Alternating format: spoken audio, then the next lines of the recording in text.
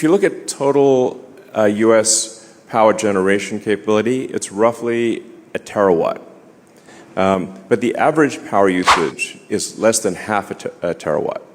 And that's because there are big differences in power usage between day and night. So the daily and seasonal variations in power consumption mean that the United States, and really every country, is only producing about half as much electrical energy as it could. Because without batteries, there's no effective way to buffer the energy.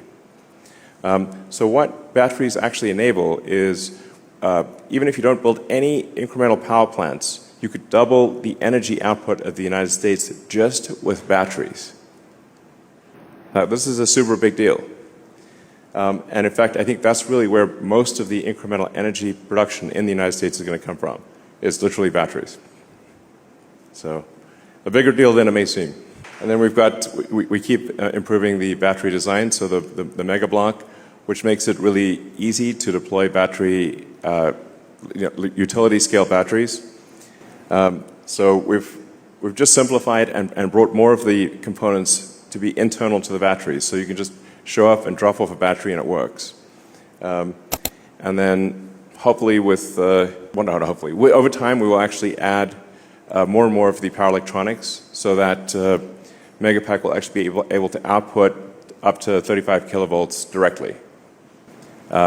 So you won't need a substation, is what I'm saying. You can just literally drop it off, kind of like the way that a power wall, you just connect it to the house, the utility wires go on one side and the other side goes to the house mains, and that's it.